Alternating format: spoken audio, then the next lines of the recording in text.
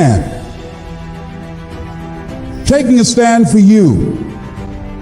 It means delivering. It means coming through. What if you don't keep your commitment, Les? What if you give it everything you have and you come up short? Or if you don't give it everything you have, what if you get weak along the way and you throw in the towel on yourself? You surrender to your emotions. What then? A lot of people become discouraged. They become frustrated and they say, oh, what the heck? And they go back to doing what they were doing before, saying it doesn't work. Here's what I suggest. Number one, that does happen.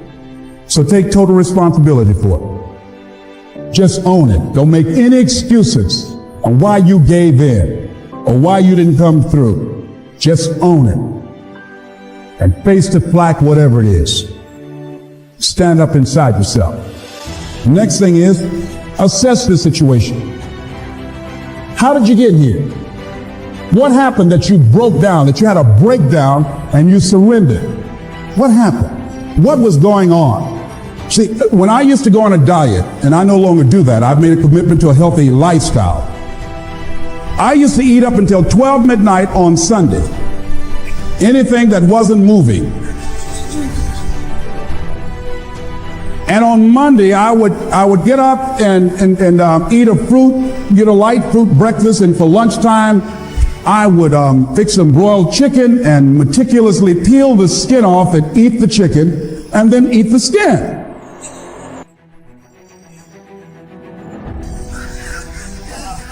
Do 5 setups, look in the mirror, and become discouraged because my stomach doesn't look like a washboard or one of the Avon Haley dancers. And I say, what the use? And then I go to the refrigerator and eat food cold standing right there in the refrigerator. So when I evaluated where I broke down, I realized I can't have junk food in the house. So I had to remove that. And then I realized there are certain streets I couldn't drive down. So I changed my route. I stopped taking people to lunch or to dinner because I couldn't sit there and watch them eat. When I had to go someplace and speak and they were eating, I said, call me downstairs when it's time for me to speak, because if I sit at the table looking at them, the food's going to call my name. And I know this. So I had to begin to make sure that I wasn't putting myself in a position where I would give up on my commitment. Am I making sense to you? So I began to strategize around avoiding situations where I knew that I was going to become weak. Another thing I do when I don't keep my commitment, I either deny myself something or I do a trade-off. If a glazed donut takes advantage of me, then I require myself to do an extra 25 setups, or I walk for an extra 15 or 20 minutes because it got a hammerlock on my head and say, come on over here. So you might have to deny yourself something or do a trade-off. Do something that will offset it. The other thing is, start again. So what? You fell flat on your face. So what? Start again. Learn from the experience and start again. Don't count yourself out.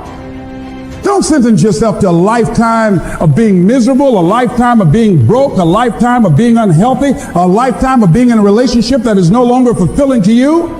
A lifetime of working on a job that does not bring you satisfaction, that's not giving you the creative urge that you need and that got to have in your life that stimulates you. Don't sentence yourself like that. You are a human being. Don't volunteer your life that way. Your life has too much value to the universe. You've got something to contribute. You've got something to give. And so what if you make a commitment and you're not able to do it like a pro?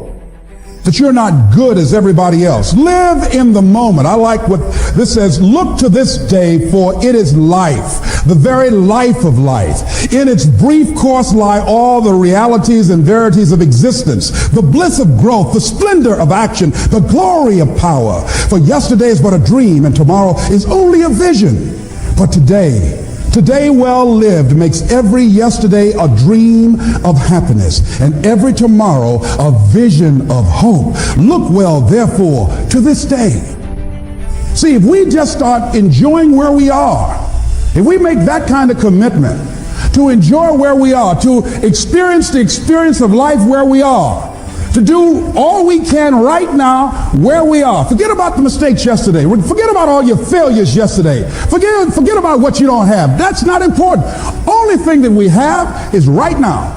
Right now, right now. And I say that life is calling on you to call forth on that. The optimists, which I think one of the most positive groups in the world, they have something called the Optimist Creed, and I like, it says promise yourself. I changed it to commit yourself, because I think that commitment has more power than promise. It says commit yourself to be so strong that nothing can disturb your peace of mind, to talk health, happiness, and prosperity to every person you meet, to make all your friends feel that there is something in them, to look at the sunny side of everything and make your optimism come true, to think only of the best, to work only for the best, and expect only the best, to be just as enthusiastic about the success of others as you are about your own, to forget the mistakes of the past and press on to the greater achievements of the future, to wear cheerful countenance at all times and give every living creature you meet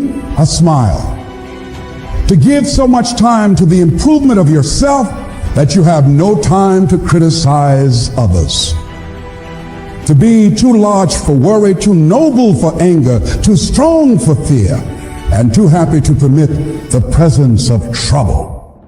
Commit yourself to these things. Isn't that powerful?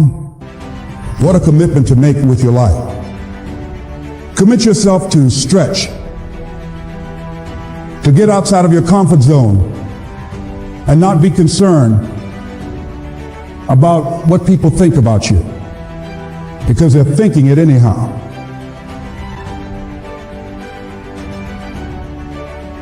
Don't worry about what they will say. They're already saying it. So what do you care? Decide that your life has so much meaning to the planet. Decide that you have something to give. That's why you're here. See, you didn't just show up. You brought something here. You're on a journey. You have a destination, mission to achieve, to do, to implement, to perform, to experience. Decide to commit yourself to be an adventurer in life. Look out on life around you. Look within yourself and say, where is it in my life that I need to make a commitment right now? Where is it? That it might be for your health. It might be to be a happier person. It might be to make a difference in your community. It might be that. Where is it? I say that commitment shows up in the man or woman who has some idea, some dream that they've been nurturing within themselves, and no one believed it. No one saw it for them.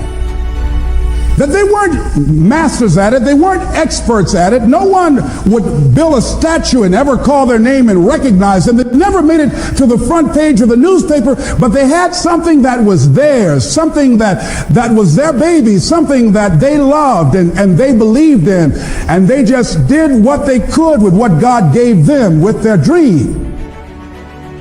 Commitment shows up, and people that are willing to give themselves a chance, who look at their lives, look within themselves and say, I know that this just cannot be it for my life. I know that there's something I'm supposed to do. I don't know right now. Or maybe you do know. Maybe you do know, and you've talked yourself out of it. And I understand that. Because I'm late. No. Everything happens as it should. I got the courage to step out, to become committed. I was seriously not serious before, and I decided, it took me some time to build up the courage to become committed, because it frightened me. So I understand wrestling with it. I wish I can tell you I've been doing this for 20 years. I haven't. I'm just glad that I decided to become committed before I left here. And wherever you are, decide that you're going to commit your life now. And let it show up in your contribution. Let it show up in what you have to share. And whatever commitment that you make, honor your commitment as yourself. Honor your word as yourself. Whatever you put out there, do it with what you've got. I want to thank you very much for your consciousness. This is Mrs. Mamie Brown's baby boy, Leslie Calvin Brown, saying it's been a plum-pleasing pleasure as well as a privilege. Thank you all.